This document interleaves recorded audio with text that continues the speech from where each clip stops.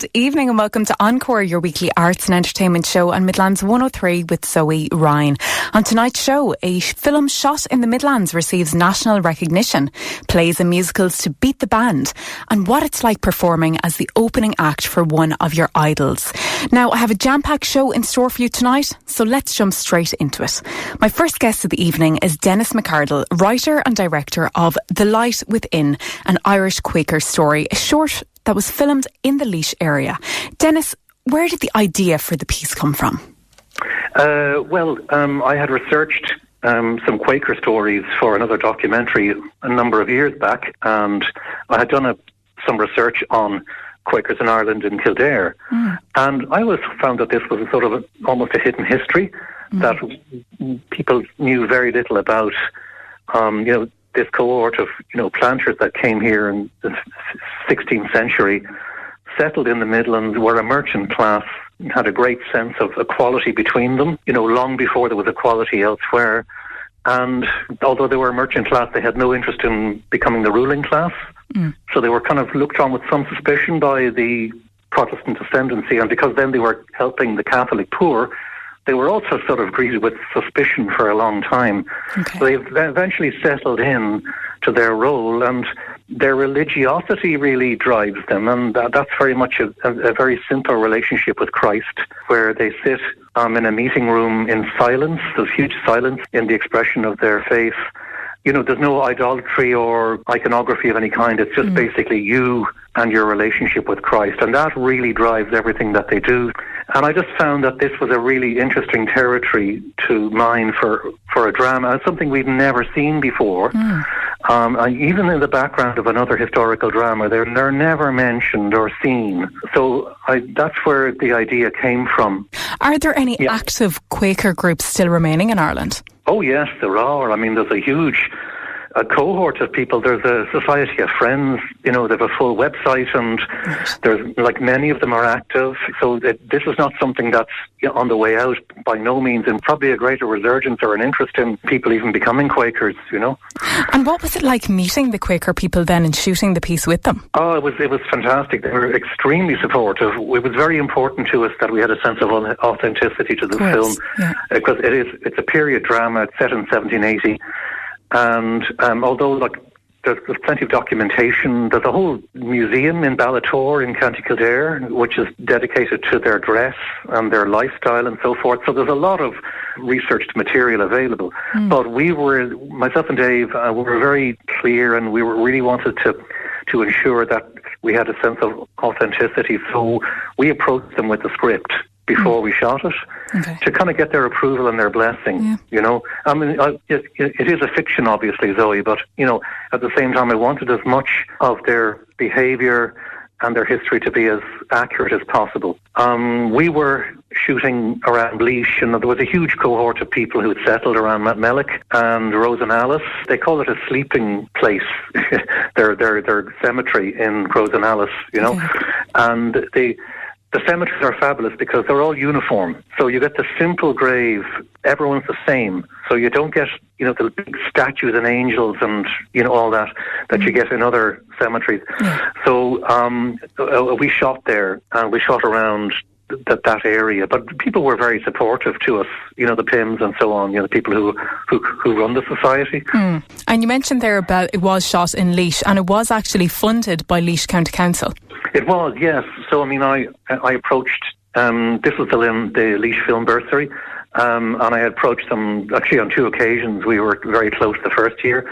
We didn't quite get it the first year, but we went back the second year, and we got funded. And I think part of the funding was the fact that we were showcasing Laois, and we were shooting around places like Glenbarrow Waterfalls. We shot in Roundwood House, all around Capard, all around the Schlieve Blooms there. And these are areas that really are not really highlighted on film. So they're beautiful. So it was lovely to be shooting, even though it was November and it was freezing cold and lashing rain for most of it. But because there was basically a cohort of Quakers had settled in the area, I think there was a sense that when we were being funded, that there was an acknowledgement that we were honouring that history. So the reason that you and I are speaking today is because the film was recently, at the end of last month, screened on RTÉ2, and it's actually been added to the Player library and will remain there for 2 years. Yes, that's correct. Yes, it's just recently played on short screen, which is the graveyard slot on RTÉ2, 11:30 when they show all their short films. Most people miss them because they're usually gone to bed, but it's on the Player now for the next couple of years. And now, I mean, we are still, promoting the film abroad to a few festivals here and there. Okay. So we're hoping that, we're pretty much finished in Ireland, but, we're still looking to the UK and, particularly around the north of England, because that's where they came from. So we're still like trying to get the film out there. It's a more challenging thing to do now because there's so much more content for film festivals. So it's harder to get your film into a festival than it was maybe 20, 30 years ago. Yeah. And that was something that I was going to ask you, is what's next for the film. Obviously, as we said there, it's going to be available to watch back on the Player for the next 2 years. But after that, where is it going to live? So, as you said, you're still actively trying to get it in the likes of film festivals so that it lives on after that time. Well, we're hoping to. I mean, we've another few months. I mean, like a film has around 18 months to 2 years of a lifespan after it's completed. Once you show your premiere, then the film is considered to be too old to promote. You know what I mean? And then you're but we did have a couple of local interesting screenings. We had one in Roundwood House itself for for a local group. We had a group of historians, and we screened the film in the Church of Ireland in Rosenallis itself. That was about a year ago, and we had about 3 or 4 screens up, and all over the church. And there was a historical event, and that was the kind of I wouldn't say the highlight, but it was one of the highlights of that event. What has the feedback been to the piece for anybody who has watched it, whether it was at one of those events or on the RTÉ Player? What has the feedback been? Oh, well, it's been incredibly positive. Now, I mean, there's no Tullamore in saying any of this or self-aggrandizement. No, I mean, people have been really, really positive. I mean, I had been wanting to make a period drama for a long, long time, and I wanted to make a film that was outside of all of the revolutions and away from the politics, Yeah. So, I mean, the response has been really, really positive, both from, obviously all the cast and crew saw it, and, many ancillary people saw it. And it's been extremely well received.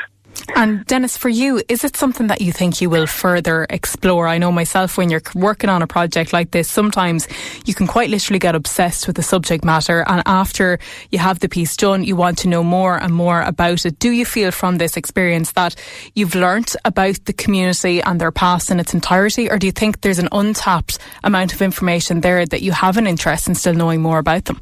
Well, no. Well, there is an untapped aspect to this. Could be explored further.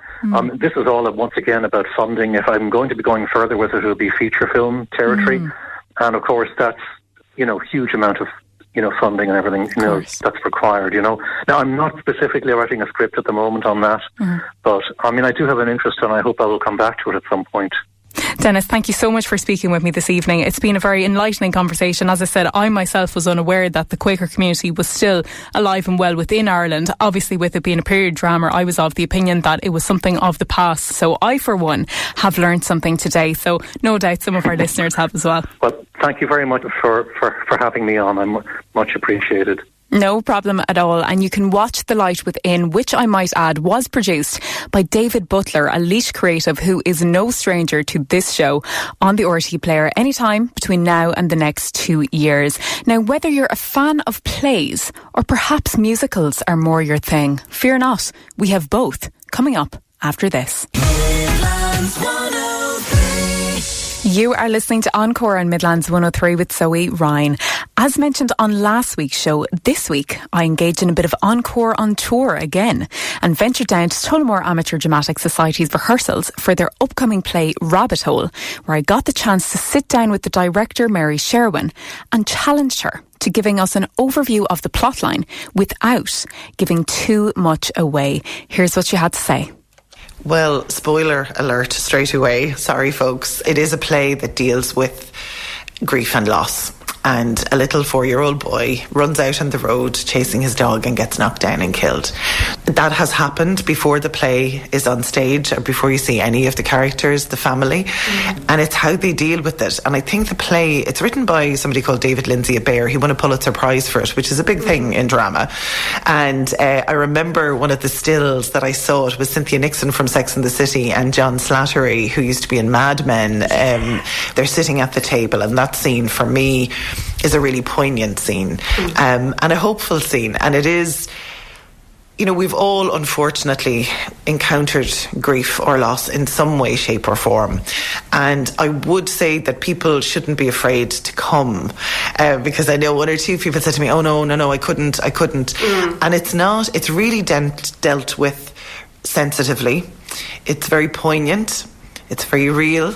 There's a lot of moments for laughter. It's quite funny. There are great characters in the play. It is just so sensitively dealt with.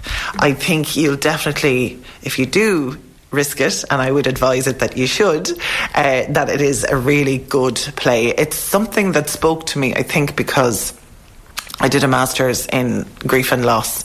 So when I was choosing a play, I had 4 plays that I had pulled out and was kind of semi-interested in doing, and this was definitely the one I had to do. And why was it that one spoke to you? It's quite a tough subject matter, as you've mentioned, so why was it that you felt like this was something you wanted Tads to tackle and that you felt like you were able to approach with that sensitivity? I think I come as a director wanting my cast, no matter what else, this is set in America. And I said to them, you know, I care less about the accent and more about the authenticity.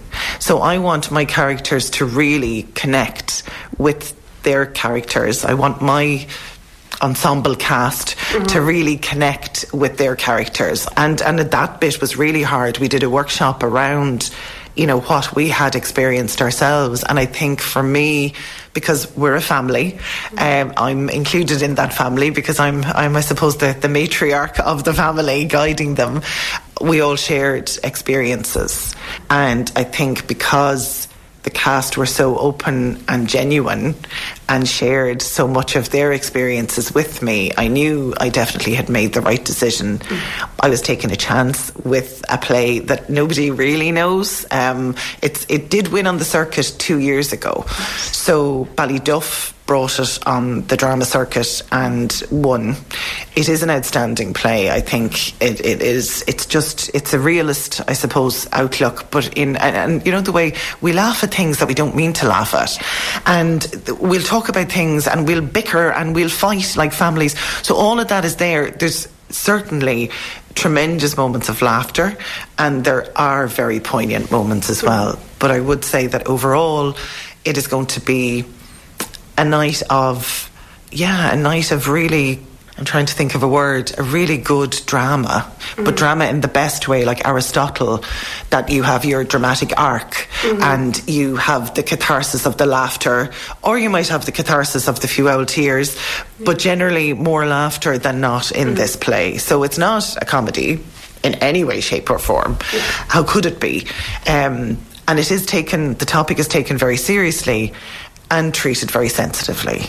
And I think I have a great bunch, so I think anyone who comes will not be disappointed. They certainly connected with authenticity, and that's all I could ask of them. And you mentioned there that the original play was American. It's based in America. So have you chosen to go with that, or have you said, let's take an Irish stance on it, let's maybe use some Irish accents, put in a bit of Irish humour, or have you tried to keep the Americanisation of it?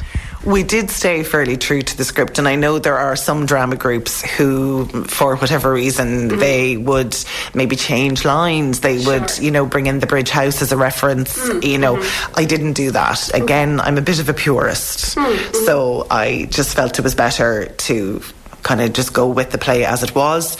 They have been working very hard on their accents. Some of them had to work a little bit harder than others, but you know, they're definitely, and it's funny because I got David Scott. So David Scott, he has worked on Game of Thrones, and he came down and he did a workshop with us.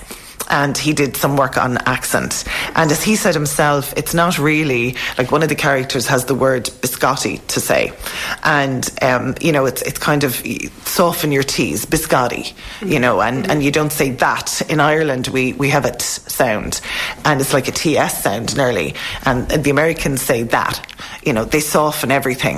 And Taz is the dog. And the problem was that one of the characters has to say the name quite a bit, but it was Taz, and it was going into the southern drawl that, hell, I didn't want that in my play. So you have to be really careful that we tend to sometimes overcompensate. Sure.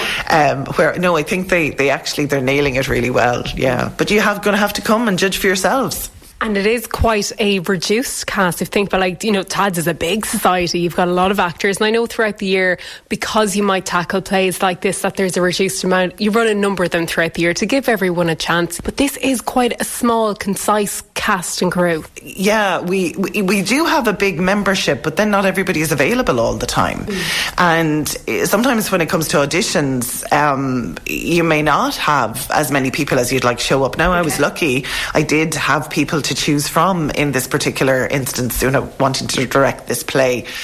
And I know as well that there are other people obviously in town, like the Musical Society, or like Colin, say, for example, and Damien, who would have worked with us, he's actually prompting in this show, just to be on the safe side. So he has been involved in different things. So there's a lot of, the cross-pollination, that we do, and we help each other out locally. If the Musical Society needed to dig out for anything, they'd come to us, or vice versa. So 5 for me. The Hiker last year, I directed that. There was about 5 in that. I prefer a smaller cast because I feel as a director, I want to connect with them and get them to connect, and I don't have the time, because usually we start, I suppose, the end of August, September, because people are away in the summer. A lot of people are teachers as well. So you're trying to make sure that you can start rehearsing, and you might have it cast and, auditions, and then cast in maybe July. So then they can go away and they can start learning their script. Now, inevitably, not everybody's off script until the very last minute, which is, part of the course, and you have to, as a director, kind of park that. But I do think that, being able to kind of hit the ground running, I suppose, and get out of the under starters orders is great if you can have it done. And I was unfortunate this year that I didn't have that space to do that. So we were I was a bit chasing my tail a little bit on this one due to unforeseen circumstances. But I do think that the 5, plenty. If I had a cast of 17, it's just too hard to manage. And nights, there's only 5 nights in the week. You don't want to start off rehearsing every single night from the beginning. 2 or 3 nights. So so I think we've done well. And with regards to the setting, something that I'd mentioned on last week's show was how I'm always really impressed when there's a really pared-backed set, of how much of an impact that can have, because it really can. I gave the example of Dead Man's Bells, which was a short that obviously Tad's had, that is now doing the circuit, which I was delighted to see, because when I went to see it back in the summer, I said to the director after, I was like, this needs to tour, because I could honestly see it on the West End. So I'm delighted to see they are doing that at the moment. So for this piece, is it like that? Is it going to be a reduced, pared back type of setting? Do you have many changes in scenes? Or are you going with that minimalist look and trying to let the acting really shine through? We'll just come into Dead Man's Bells. Yes, they're on the circuit and they seem to be doing well. And I suppose I'm chairperson of TADS as well as the director of this play. And I remember our first committee meeting, I said to them that they should bring it on the circuit, mainly because of the fact, I said it's a no-brainer. Generally I did the circuit before. I don't think anybody who's in it had actually done the circuit before now. But I had done the circuit before and realised how important it is to have very little to bring with you, because you're hawking your ass from Castlebar to Kiltimagh to Kilkenny to wherever, Ballymahon I think they're on Friday night next. So you do need a very pared down set. So I'm glad you had said it to them as well as myself, and I'm wishing them all the best. But I do think that set can play, like in the year The Hiker, for example, which I directed last year, the set played a huge part, and I wanted to make sure that it was a specific time period that we were coming back to in the 20s. Very, very realistic, I felt. And Mark Quinlan had done the set, and it was fantastic. I was delighted. This year, it's an American kind of house. So yes, set is important. We do have an American fridge. Kilbeggan Recycling has been good enough to lend us an American fridge for it. We have to collect that yet and get manpower to shift it, because that's going to be heavy.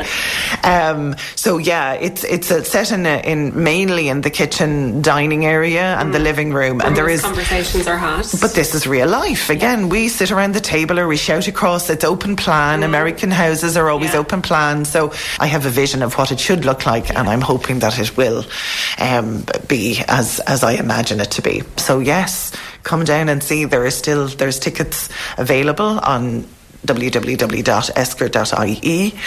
Tickets are €18. I think it would be a brilliant night and definitely worth the €18 that you're going to spend on it. And Rabbit Hole will be in Esker Arts next week from Tuesday, November 18th to Friday, 21st. And as Mary said, their tickets can be gotten through Esker Arts website ahead of time, or I'm sure they will be available to purchase on the night at the door. Another show that may be of interest to you is Portlaoise Musical Society's take on Come From Away. That's up next.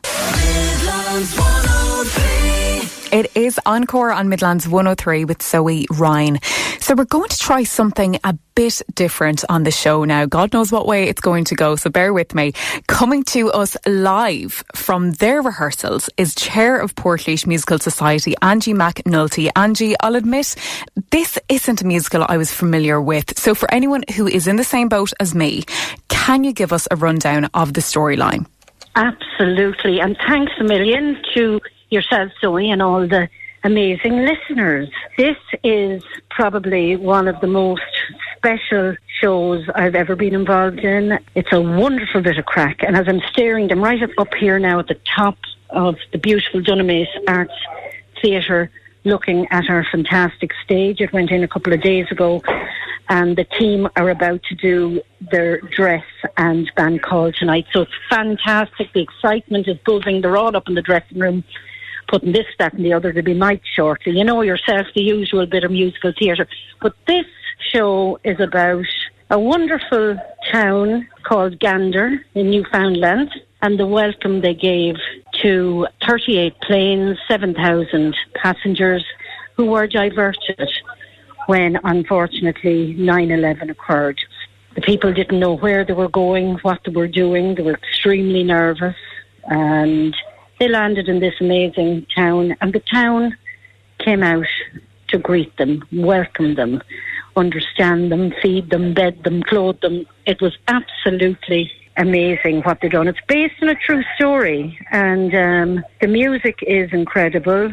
The show itself, there's no interval in the show at all. It's about an hour and 30 minutes or so. We've a multitude of characters, and we've individuals playing different characters along the way. So it's a beautiful show, lovely improvisation, fantastic acting, but the music, oh my God, it's absolutely amazing. Sorry about the noise here in the background. I'm just going to move into a quieter area.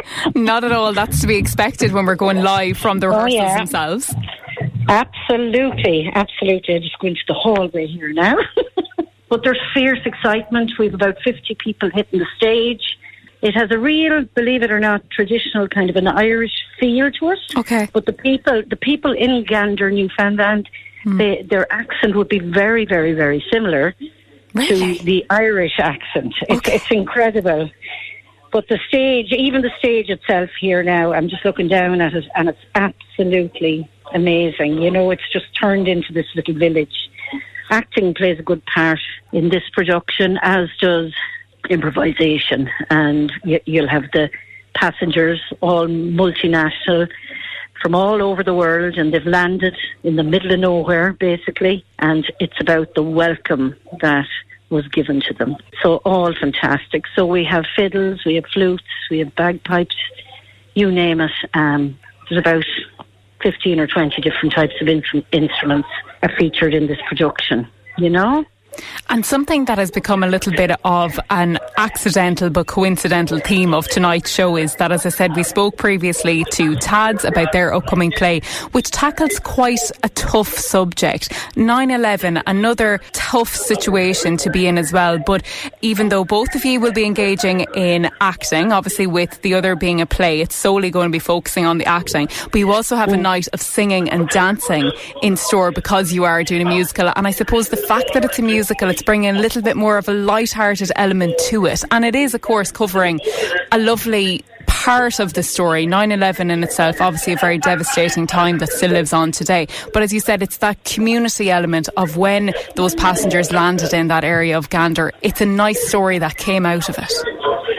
It's a beautiful story, and it's a story about people opening their doors. And the way the world it is at the moment, we're living in an awful type of world, really, you know, where kindness seems to have been forgotten along the way somewhere. Yeah. And I suppose for this particular show, it's about kindness, it's about community, it's about a beautiful gathering, it's about understanding cultures. It's all the nice stuff that we should really understand already, but it seems to have been forgotten about. You know, and as I look down here, we have a beautiful cast.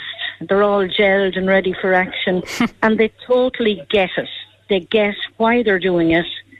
They've been in contact with some of the people in Gander already. Okay. A lovely gentleman from Portlaoise, a wonderful family, the Brophy family from Portlaoise, were on the first plane in Gander, and they came down to our rehearsals last week.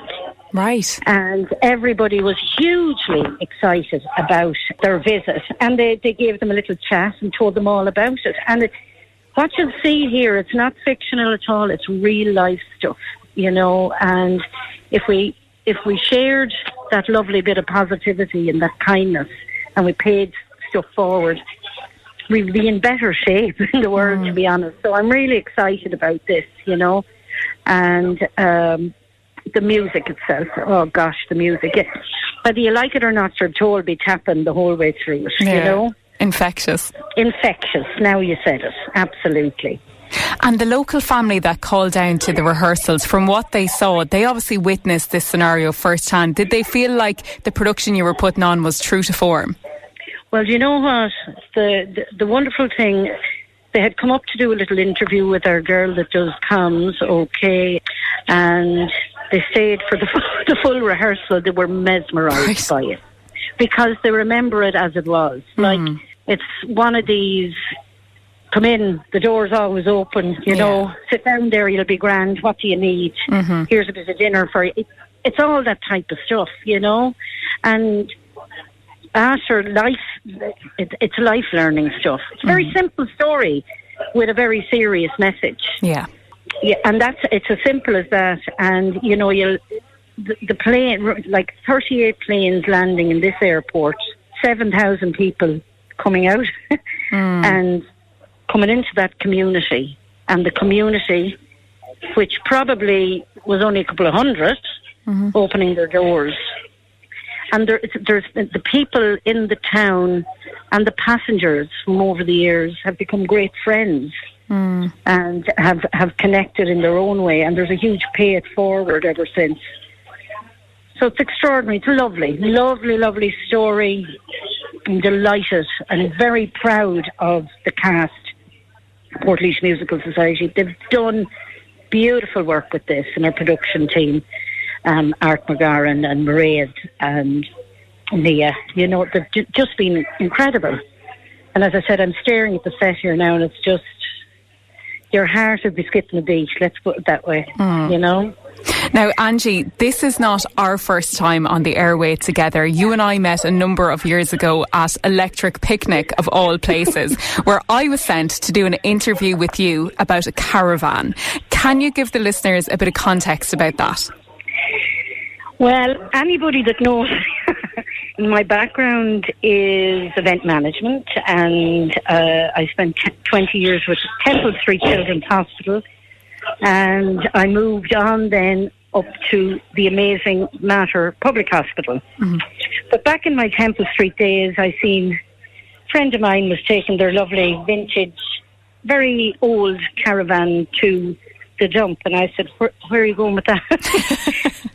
Never miss an opportunity, as they say. And in fairness, I said, I'll take that. And then I have a great friend called Philip, and he's involved in all the prisons nationally.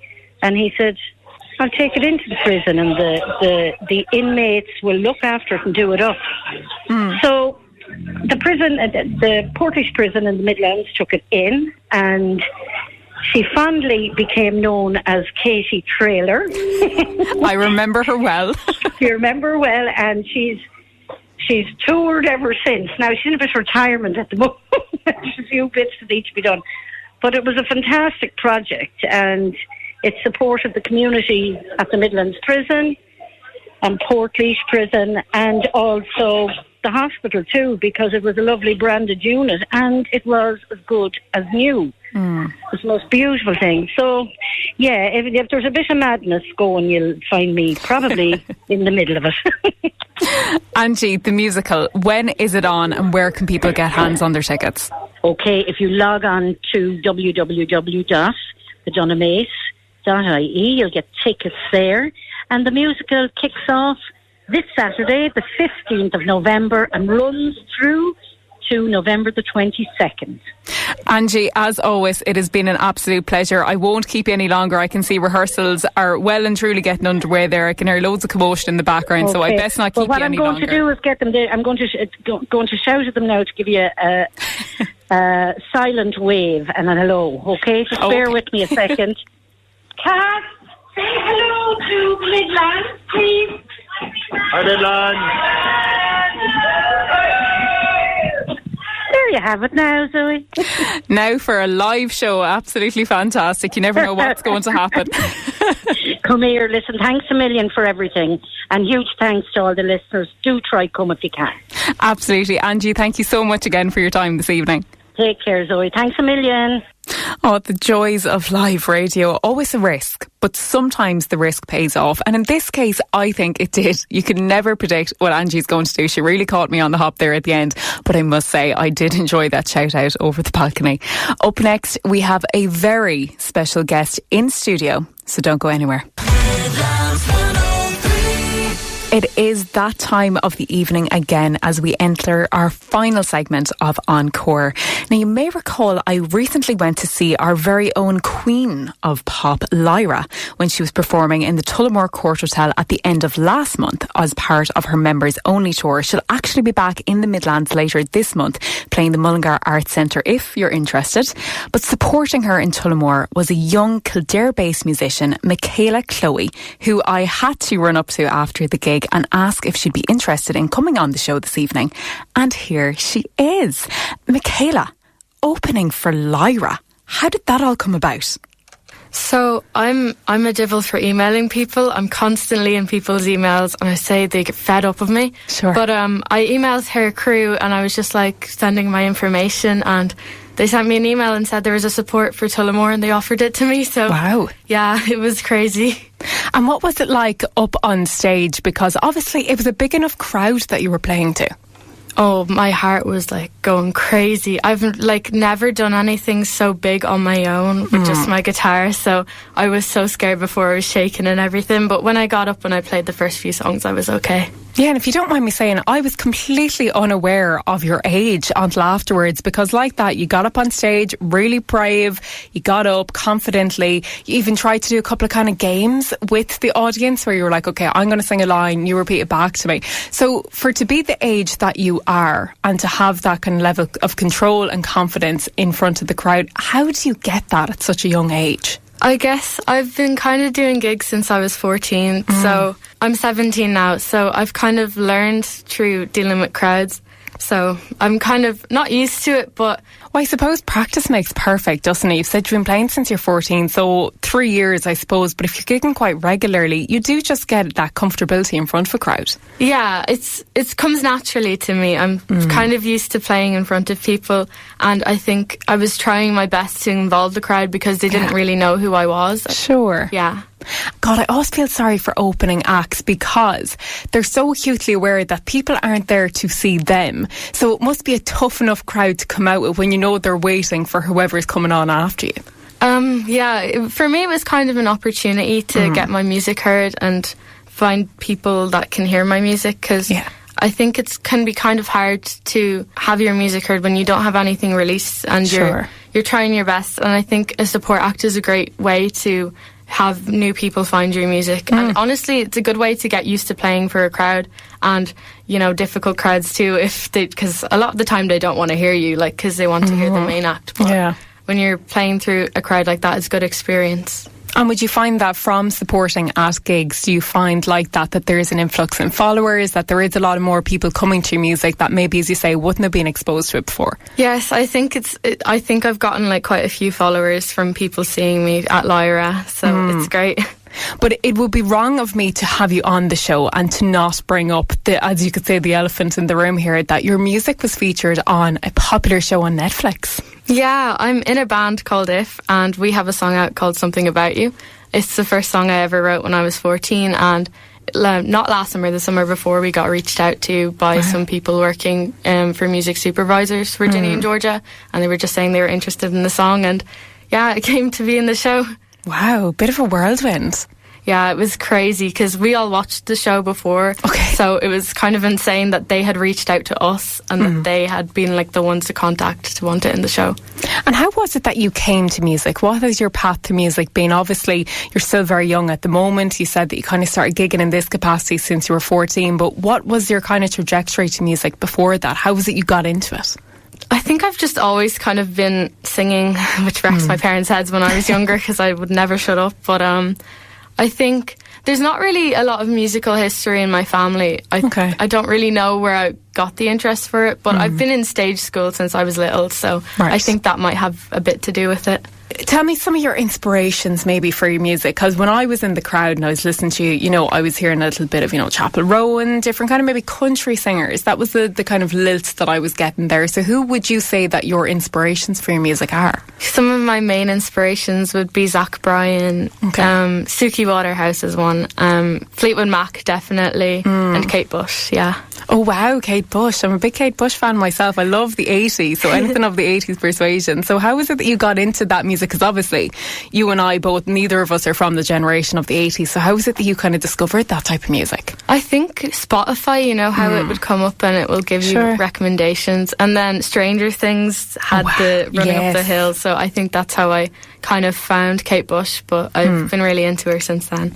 Now, another question that I had was, you've mentioned there you're 17, you're still only in school. How is it that you juggle school commitments with other commitments with friends, as well as trying to carve out this career in the music industry? Well, for me, music is what I really want to do, so I always make sure to have time for it, because at the end of the day, that is what I hope to go into a career with. Yeah, and as you said, you're just firing out emails, good there, trying to get as many opportunities as you can. Yeah, I'm so annoying. People be fed up with me in their emails. Oh, but look, you have to be a bit annoying. Like, I always say that, you know, no one's going to come to you with these things. It's very rare that people actually reach out to you. You need to carve out your own path. So I think you're definitely on the right track with sending out the emails. But what do you think is next for you? So is this your last year of school? Will you be finished up kind of in the coming months? Yeah, I'm in 6th year now, so I'll be finished soon. I'm hoping to go to London for music to study, but we'll see if I get in. Okay.